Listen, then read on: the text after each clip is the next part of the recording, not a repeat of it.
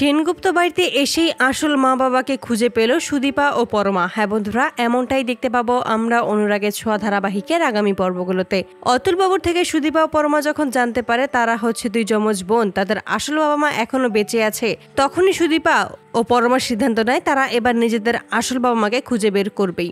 তাদের বিশ্বাস তাদের বাবা মাকে তারা ঠিক খুঁজে পাবে। অতুল বাবুর থেকে জানতে পারে যে তারা সেনগুপ্ত বাড়িরই একটা অংশ।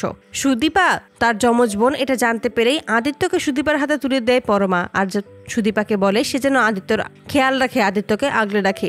নিজের যমজ বোনের জন্যই নিজের ভালোবাসা ত্যাগ করে পরমা। তারপরেই পরমা ও সুদীপা তখন বেরিয়ে যায় তাদের আসল বাবা মাকে খুঁজতে, এবং খুঁজতে খুঁজতে সেনগুপ্ত বাড়িতে এসে উপস্থিত হয়। সেখানে এসেই দেখতে পায় দেয়ালে একটা বড় ছবি বাঁধানো আছে। তবে এই ছবির ভিতরে মানুষগুলো কারা তারা কোনোভাবেই চিনতে পারে না সুদীপা ও পরমা। ঠিক সেই মুহূর্তে রূপা ও কৃষ্ণ সেখানে আসে। রূপা যখন দেখতে পায় সুদীপাকে, তখনই রূপা বুঝতে পারে এরা আর অন্য কেউ নয়, তারই হারিয়ে যাওয়া দুই যমজ মেয়ে। দীর্ঘ 22 বছর পর নিজের যমজ মেয়েকে ফিরে পেয়ে আঁকড়ে ধরে রূপা ও কৃষ্ণ। তখনই কৃষ্ণ বলে ওঠে যে আমি কিন্তু তোদের বাবা হই, আমাকে কিন্তু ভুলে গেলে চলবে না মাকে পেয়ে।